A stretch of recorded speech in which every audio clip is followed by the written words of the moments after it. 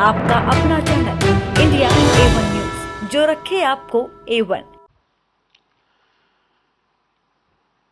केंद्रीय मंत्रिमंडल के मेरे सहयोगी श्री नितिन गडकरी जी, नारायण राणे जी, पीयूष गोयल जी, हरदीप सिंह पुरी जी, महेंद्र नाथ पांडे जी, इंडस्ट्री के सभी दिग्गज, अन्य महानुभाव, देवी और सज्जनों, अभी मैं पीयूष जी को सुन रहा था। वो कह रहे थे कि आप आए तो हमारा हौसला बढ़ जाता है, लेकिन मैं देख रहा तो यहां तो सारे हॉर्स पावर लोग वाले बैठे हैं।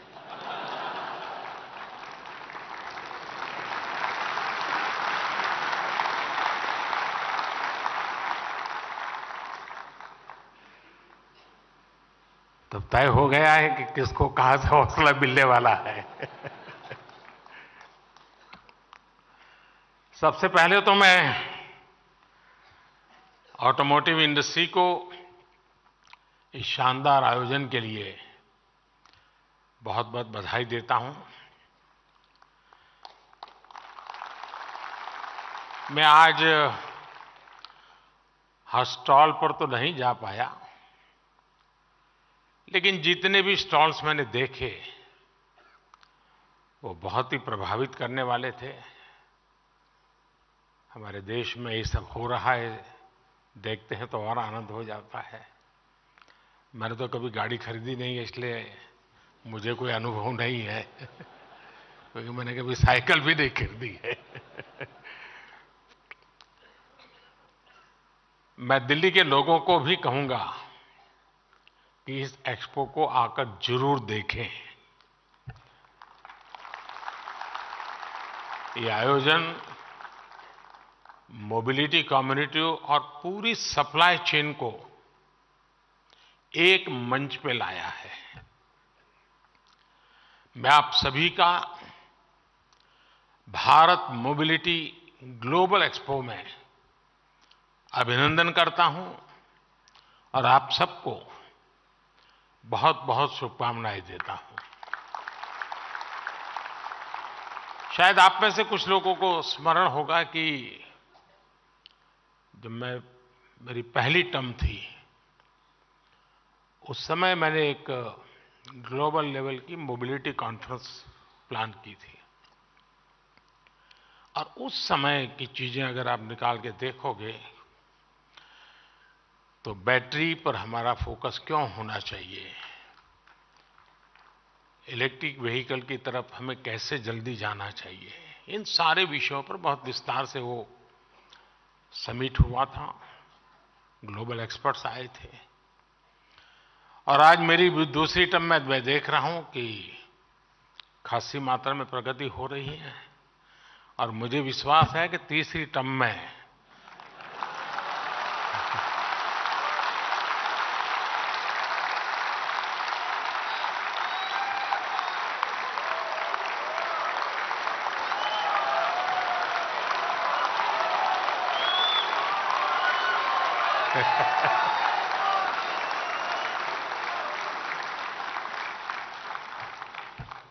चलिए, समझदार को इशारा काफी होता है।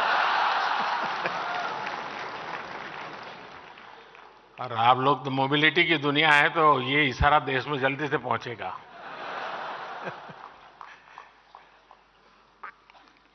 साथियों, आज का भारत 2047 तक विकसित भारत बनाने के लक्ष्य को लेकर आगे बढ़ रहा है।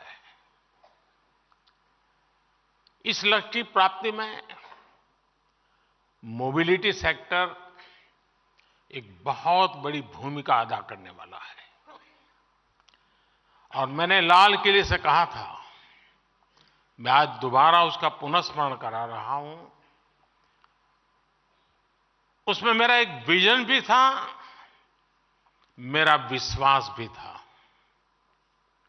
और वो विश्वास मेरा अपना नहीं था, 140 करोड़ देशवासियों का सामर्थ्य के कारण वो विश्वास शब्दों में प्रकट हुआ था। और उस दिन मैंने कहा था लाल किले से, यही समय है, सही समय है।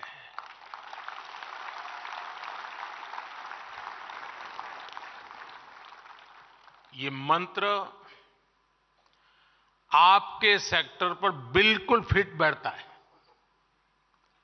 एक प्रकार से India is on the move and is moving fast. Bharat के मोबिलिटी सेक्टर के लिए एक तरह से गोल्डन पीरियड का प्रारंभ है। आज भारत की अर्थव्यवस्था का तेजी से विस्तार हो रहा है और जैसा मैंने पहले कहा, हमारी सरकार की तीसरे टर्म में भारत का दुनिया की तीसरी सबसे बड़ी अर्थव्यवस्था बनना तय है।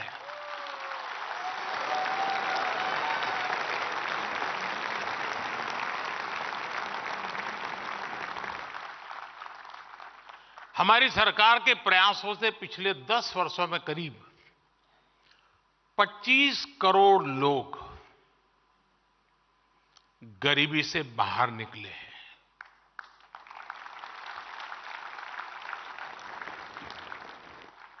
और जब वो गरीबी से बाहर निकलता है ना, तब उसके सपनों में पहली 5 चीजों में क्या होता है? एक आप होते हैं। चाहे वो साइकिल खरीदने का चाहेगा, चाहे स्कूटी खरीदना चाहेगा, चाहे स्कूटर, और हो सके तो 4 व्हीलर। उसका पहला ध्यान आप ही पर जाने वाला है। और ये 25 करोड़ लोग गरीबी से बाहर आए हैं। आज भारत में बड़ी संख्या में न्यू मिडिल क्लास बना है, जिसकी अपनी आशाएं हैं, अपनी आकांक्षाएं हैं। शायद एस्पिरेशन का लेवल उस सोसाइटी में होता है, उस इकोनॉमिकल स्ट्राटा में होता है, वो शायद ही कहीं और होता है जी। जैसे व्यक्ति के जीवन में 14 से 20 साल का कालखंड जैसे एक प्रकार से अलग ही होता है, वैसा इनके जीवन में होता है। और इसको अगर हम एड्रेस करते हैं तो आप कल्पना कर सकते हैं हम कहां से कहां पहुंच सकते हैं जी। ये न्यू मिडिल क्लास, उसके एस्पिरेशंस, और दूसरी तरफ आज भारत में मिडिल क्लास का दायरा भी बहुत तेजी से बढ़ रहा है। मिडिल क्लास की इनकम भी बढ़ रही है। ये सारे फैक्टर्स भारत के मोबिलिटी सेक्टर को नई ऊंचाई देने वाले हैं। बढ़ती हुई अर्थव्यवस्था और बढ़ती हुई आय के बीच बढ़ते हुए कुछ आंकड़े आपके सेक्टर का हौसला बढ़ाने वाले हैं। मोदी नहीं, ये आंकड़े। साल 2014 के पहले 10 सालों में भारत में 12 करोड़ के आसपास गाड़ियों की बिक्री हुई थी, जबकि 2014 के बाद से देश में 21 करोड़ से ज्यादा गाड़ियों की बिक्री हो चुकी है। 10 साल पहले भारत में साल भर में 2000 तक इलेक्ट्रिक गाड़ियां बिक रही थी। वहीं अब भारत में करीब 12 लाख इलेक्ट्रिक गाड़ियां हर साल बिक रही है। पिछले 10 साल में पैसेंजर व्हीकल्स की बिक्री में 60% की वृद्धि हुई है। भारत में 2 व्हीलर सेल्स भी 70% से ज्यादा बढ़ी है। अभी कल ही जो आंकड़े आए हैं वो बताते हैं कि जनवरी के महीने में कारों की बिक्री ने अपने पिछले सारे रिकॉर्ड तोड़ दिए हैं। जिनकी बिकी है वो यहां बैठे हैं ना। आप चिंता मत कीजिए, इनकम टैक्स वाले नहीं सुन रहे हैं, घबराओ मत। यानी आप सभी के लिए मोबिलिटी सेक्टर में अभूतपूर्व पॉजिटिव वातावरण आज धरती पर नजर आ रहा है। आपको आगे बढ़कर इसका लाभ उठाना है। साथियों, आज का भारत भविष्य की जरूरतों को ध्यान में रखते हुए नई नीतियां बना रहा है और इसमें निश्चित तौर पर मोबिलिटी सेक्टर के लिए विशेष जगह है। कल जो बजट पेश हुआ है उसमें भी इस विजन आपको देख पाते होंगे। ये तो इंटरिम बजट है, पूरा तो आएगा जब हम तीसरी बार आएंगे तब। 2014 में भारत का capital expenditure 2014 capital expenditure 2 lakh crore से भी कम था। 2 लाख करोड़ रुपए से कम था। आज ये 11 लाख करोड़ से भी ज्यादा हो गया है। कैपिटल एक्सपेंडिचर पर 11 लाख करोड़ रुपए का खर्च का ऐलान भारत के मोबिलिटी सेक्टर को अनेक विद अपॉर्चुनिटीज लेकर के आया है। ये न सिर्फ अर्थव्यवस्था को ताकत देगा बल्कि इससे रोजगार के भी नए अवसर बनेंगे। इस अभूतपूर्व इन्वेस्टमेंट की वजह से आज भारत में rail, road, airport, waterway transport यानी हर क्षेत्र का कायाकल्प हो रहा है। हम समुद्र और पहाड़ों को चुनौती देते हुए एक के बाद एक इंजीनियरिंग मार्वल तैयार कर रहे हैं और वो भी रिकॉर्ड समय में। अटल टनल से लेकर अटल सेतु तक भारत का इंफ्रास्ट्रक्चर डेवलपमेंट नए रिकॉर्ड बना रहा है। बीते 10 वर्षों में भारत में 75 नए एयरपोर्ट बनाए गए हैं। करीब 4 लाख किलोमीटर ग्रामीण सड़कों का निर्माण हुआ है। 90,000 किलोमीटर नेशनल हाईवे बने हैं।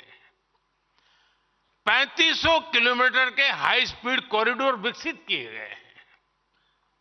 15 नए शहरों में मेट्रो रेल और 25,000 किलोमीटर का रेल रूट्स का निर्माण हुआ है। इस बार के बजट में 40,000 रेल कोचेज को वंदे भारत ट्रेन के डिब्बों जैसा आधुनिक बनाने का ऐलान किया गया है। ये 40,000 कोच सामान्य रेलगाड़ियों में लगाए जाएंगे। इससे भारतीय रेलवे की तस्वीर बदलने वाला तय है। साथियों, हमारी सरकार की इस स्पीड और स्केल ने भारत में मोबिलिटी की परिभाषा को भी बदल दिया है। हमारी सरकार का जोर रहा है कि प्रोजेक्ट समय पर पूरे हों, अटके नहीं, भटके नहीं, लटके नहीं। ट्रांसपोर्टेशन को आसान बनाने के लिए, लॉजिस्टिक्स से जुड़ी चुनौतियों कम करने के लिए भी हमारी सरकार ने ऐतिहासिक बदलाव किए। पीएम गति शक्ति नेशनल मास्टर प्लान के तहत आज देश में इंटीग्रेटेड ट्रांसपोर्ट को बढ़ावा दिया जा रहा है। एयरक्राफ्ट और शिप लीजिंग के लिए गिफ्ट सिटी रेगुलेटरी फ्रेमवर्क बनाया गया है। लॉजिस्टिक चेन को आधुनिक बनाने के लिए सरकार ने नेशनल लॉजिस्टिक पॉलिसी बनाई है। सामान की ढुलाई में समय कम लगे, पैसा कम लगे, इसके लिए डेडिकेटेड फ्रेट कॉरिडोर विकसित किए गए हैं। कल बजट में जिन 3 रेलवे इकोनॉमिक कॉरिडोर्स की घोषणा की गई है वो भी भारत में ईज ऑफ ट्रांसपोर्टेशन को बढ़ाने का एक काम करेंगे। साथियों, आज भारत में नेशनल हाईवेज और आधुनिक एक्सप्रेसवे के निर्माण के जरिए कनेक्टिविटी को निरंतर मजबूत किया जा रहा है। जीएसटी ने न सिर्फ सामानों की आवाजाही को तेज किया है, बल्कि राज्यों के बॉर्डर्स पर जो चेकपोस्ट होते थे उन्हें भी खत्म किया है। फास्ट ट्रैक टेक्नोलॉजी भी इंडस्ट्री के ईंधन और समय दोनों की बचत करा रही है। एक स्टडी के मुताबिक फास्ट ट्रैक से अर्थव्यवस्था को हर साल 40,000 करोड़ रुपए का फायदा हो रहा है। साथियों, भारत आज विश्व का इकोनॉमिक पावर हाउस बनने के मुहाने पर है। ऑटो और ऑटोमोटिव कंपोनेंट इंडस्ट्री की बहुत इसमें भूमिका रहने वाली है। आपकी इंडस्ट्री का देश के टोटल एक्सपोर्ट में बड़ा प्रतिनिधित्व है। भारत आज पैसेंजर व्हीकल के मामले में विश्व का तीसरा सबसे बड़ा मार्केट है। हम पूरी दुनिया में कॉमर्शियल व्हीकल्स बनाने वाले तीसरे सबसे बड़े देश हैं। हमारी कंपोनेंट इंडस्ट्री भी ग्लोबली कॉम्पिटिटिव बन रही है। अब अमृत काल में हमें इन सभी क्षेत्रों में दुनिया में टॉप पर आना है। हमारी सरकार आपके हर प्रयास में आपके साथ खड़ी है। ये मैं आपके लिए कह रहा था।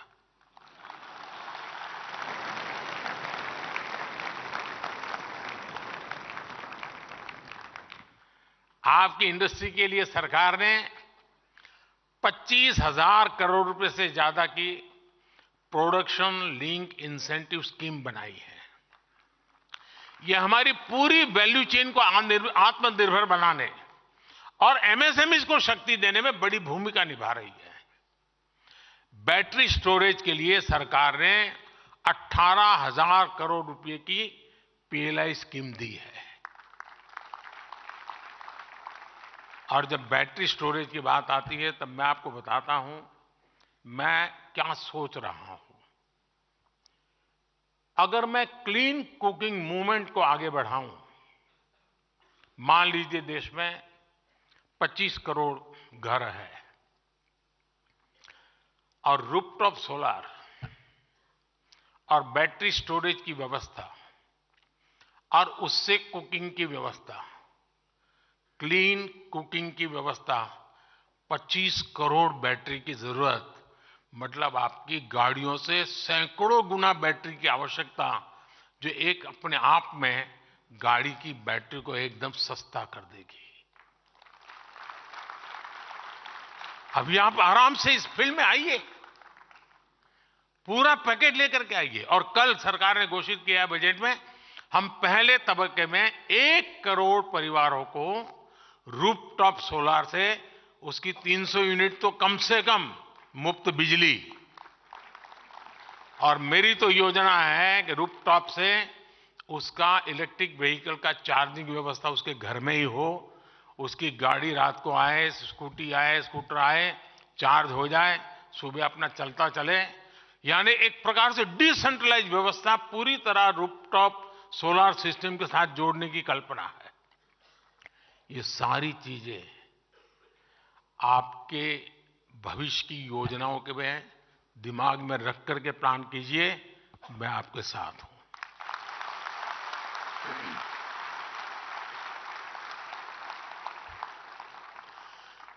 रिसर्च और टेस्टिंग को और बेहतर करने के लिए नेशनल प्रोजेक्ट को 3200 करोड़ रुपए दिए गए हैं। नेशनल इलेक्ट्रिक मोबिलिटी मिशन की मदद में भारत में इलेक्ट्रिक व्हीकल्स के निर्माण को नई गति मिली है। ईवी की डिमांड को बढ़ावा देने के लिए सरकार ने करीब 10,000 करोड़ रुपए का निवेश किया है। हमारी सरकार की फेम स्कीम भी बहुत सफल रही है। इस स्कीम के तहत आज राजधानी दिल्ली समेत कई शहरों में हजारों इलेक्ट्रिक बसें चलनी शुरू हुई है। सरकार ईवी चार्जिंग स्टेशन बनाने के लिए भी सब्सिडी दे रही है। साथियों, रिसर्च और इनोवेशन को प्रोत्साहित करने के लिए कल के बजट में, जैसा मैंने कहा, 1,00,000 करोड़ रुपए 1,00,000 करोड़ रुपए की फंड की घोषणा की है। स्टार्टअप्स को मिल रही टैक्स छूट को और विस्तार देने का भी निर्णय कर लिया है। इन फैसलों से भी मोबिलिटी सेक्टर में नई संभावनाएं पैदा होगी। ईवीज के सामने आज सबसे बड़ी चुनौती उसकी कॉस्ट और बैटरीज की है। इस फंड का इस्तेमाल इस क्षेत्र में रिसर्च के लिए हो सकता है। हमारी रूफटॉप सोलर स्कीम में भी ईवी मैन्युफैक्चरिंग से जुड़ा कंपोनेंट है, जिससे ऑटो सेक्टर को भी मदद मिलेगी। जब सोलर रूफटॉप की संख्या बढ़ेगी तो स्वाभाविक है कि बड़ी संख्या में बैटरीज की भी जरूरत होगी। आपके लिए इस सेक्टर में भी विकास की बहुत बड़ी संभावनाएं हैं। और मैं तो एक और बात कहूंगा, क्यों नहीं हमारी इंडस्ट्री ऐसी रिसर्च करती जिसमें भारत में मौजूद रॉ मटेरियल से ही नई तरीके की बैटरी बनाई जाए। क्योंकि दुनिया को चिंता है कि ये रॉ मटेरियल कितने लंबे अरसे तक चलेगा और तब क्या होगा। हम अभी से क्यों ना ऑल्टरनेट ले। मैं समझता हूं कि देश दे सकता है। काफी लोग सोडियम पे काम कर भी रहे हैं। और सिर्फ बैटरी ही नहीं, ऑटो सेक्टर को ग्रीन हाइड्रोजन और इथेनॉल के क्षेत्र में भी नई रिसर्च को बढ़ावा देना चाहिए। हमारे स्टार्टअप्स ने ड्रोन सेक्टर को भारत में नई उड़ान दी है। इस फंड का इस्तेमाल ड्रोन से जुड़ी रिसर्च में भी हो सकता है। आज हमारे वाटरवेज ट्रांसपोर्ट के बहुत ही कॉस्ट इफेक्टिव माध्यम बनकर उभरे हैं। भारत की शिपिंग मिनिस्ट्री अब स्वदेशी टेक्नोलॉजी का इस्तेमाल करके हाइब्रिड वेसल्स बनाने की दिशा में आगे बढ़ रही है। आपको भी इस दिशा में जरूर आगे आना चाहिए। साथियों, आज इंडस्ट्री के आप सभी दिग्गजों के बीच, मार्केट की इतनी सारी चर्चाओं के बीच, मैं एक मानवीय पहलू की तरफ भी आपका ध्यान दिलाना चाहता हूं। हमारे लाखों ड्राइवर साथी इस मोबिलिटी सेक्टर का एक बहुत बड़ा हिस्सा है। जो ट्रक चलाते हैं, जो टैक्सी चलाते हैं, वो ड्राइवर हमारी सामाजिक और आर्थिक व्यवस्था का एक अभिन्न हिस्सा है। अक्सर ये ड्राइवर्स घंटों घंटों लगातार ट्रक चलाते हैं और मालिक भी क्या, समय पर क्यों नहीं आया वहीं से शुरू करता है, कहां रुक गया था। इनके पास आराम का समय नहीं होता। ऐसी मुश्किल परिस्थितियों में कई बार ये लोग सड़क हादसों का भी शिकार हो जाते हैं। ट्रक ड्राइवर्स की इस चिंता, उनके परिवार की इस चिंता को भी हमारी सरकार भली भांति समझती है। मुझे आपको ये बताते हुए खुशी है कि ड्राइवर्स को बीच सफर में आराम देने के लिए केंद्र सरकार ने एक नई योजना पर काम शुरू किया है। इस योजना के तहत सभी नेशनल हाईवेज पर ड्राइवरों के लिए नई सुविधा वाले आधुनिक भवनों का निर्माण होगा। इन भवनों में ड्राइवरों के लिए भोजन, पीने के साफ पानी, शौचालय, पार्किंग और आराम करने की पूरी व्यवस्था होगी। सरकार की तैयारी इस योजना के पहले चरण में देश भर में ऐसे 1,000 भवन बनाने से शुरुआत करने की है।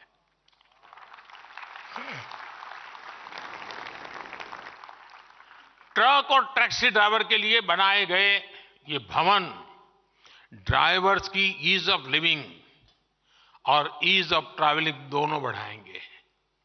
इससे उनकी सेहत भी ठीक रहेगी और दुर्घटनाओं को रोकने में भी बहुत मदद मिलेगी। साथियों, अगले 25 वर्षों में मोबिलिटी सेक्टर में असीम संभावनाएं बनने वाली है। लेकिन इन संभावनाओं का पूरा इस्तेमाल हो, इसके लिए इंडस्ट्री पर भी यह जिम्मेदारी है कि वो खुद को भी तेजी से ट्रांसफॉर्म करे। मोबिलिटी सेक्टर को टेक्निकल वर्कफोर्स और प्रशिक्षित ड्राइवर्स की जरूरत है।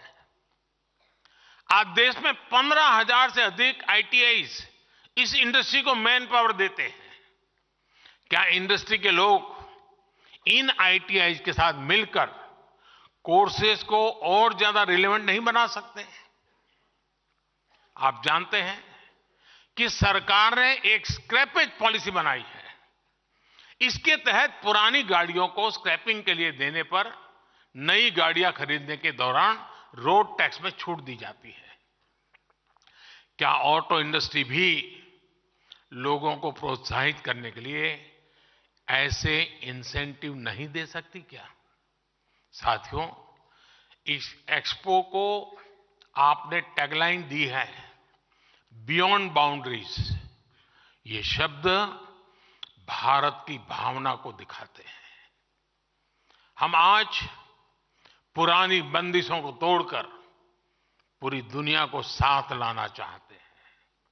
हम ग्लोबल सप्लाई चेन में भारत की भूमिका का विस्तार करना चाहते हैं। इंडियन ऑटो इंडस्ट्री के सामने संभावनाओं का पूरा आसमान है। आइए अमृतकाल के विजन पर आगे बढ़े। आइए भारत को इस क्षेत्र का ग्लोबल लीडर बनाए। और मैं टायर वालों के क्षेत्र में अभी चक्कर काट के आया,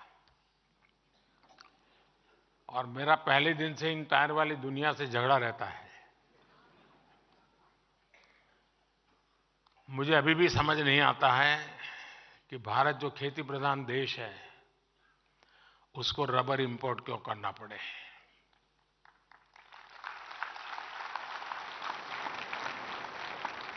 क्या टायर इंडस्ट्री का जो एसोसिएशन है, वे मिल करके किसानों के साथ बैठ करके जो भी टेक्नोलॉजिकल इंटरवेंशन कर रहे हैं, जो भी उनको गाइडेंस देना है और जो उनको एश्योर्ड मार्केट देना है, मैं पक्का मानता हूं हिंदुस्तान का किसान आपकी रबर की आवश्यकता पूरी कर सकता है। आज रिसर्च करके जेनेटिकली मॉडिफाई किए हुए रबर ट्री पर बहुत काम हुआ है। भारत में अभी उसका इतना इस्तेमाल नहीं कर रहे हैं। मैं टायर बनाने वालों से आग्रह करूंगा, रबर इंडस्ट्री के साथ जुड़े हुए जो इंडस्ट्री है उनसे आग्रह करूंगा कि जरा किसानों के साथ जुड़िए तो सही। हम इंटीग्रेटेड, कॉम्प्रिहेंसिव, होलिस्टिक अप्रोच के साथ आगे बढ़े जी। हम टुकड़ों में ना सोचे। रबर बाहर से मिल जाता है, चलो यार अपन बनाएंगे, दौड़ाएंगे। अरे कभी ये भी तो सोचे कि मेरा किसान मजबूत होगा तो मेरा देश में 4 गाड़ी और खरीदेगा।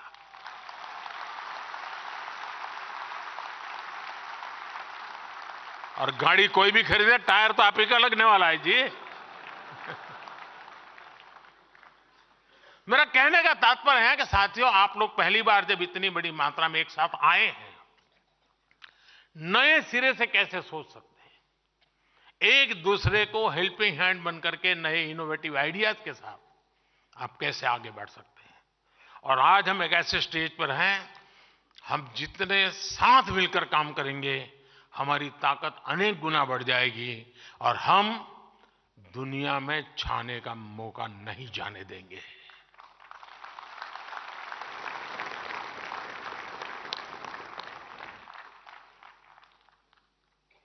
साथियों, डिजाइनिंग के क्षेत्र में भी आज दुनिया में जितने भी बड़े बड़े क्षेत्र हैं, शायद ही कोई ऐसा होगा जिसकी रिसर्च लैब हिंदुस्तान में ना हो। भारत के पास एक टैलेंट है, डिजाइनिंग की टैलेंट है। अब हमें हमारे लोगों के दिमाग से निकली हुई डिजाइन लेकर के आना चाहिए। दुनिया को लगे यार गाड़ी तो हिंदुस्तान की चाहिए, आवाज वो उठनी चाहिए।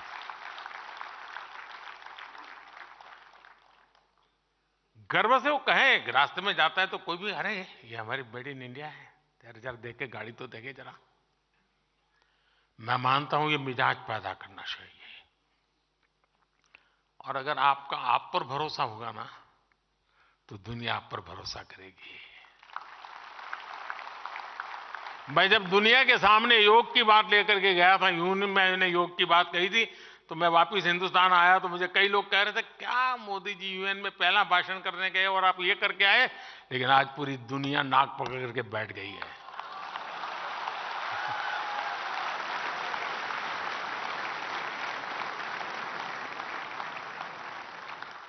अपने आप पर भरोसा करिए,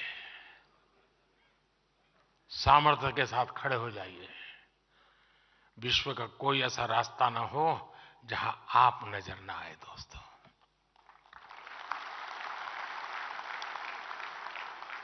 जहां से नजरें तुम्हारी गुजरे, वहां पे तुम्हारी गाड़ी तुम्हारी नजर आए।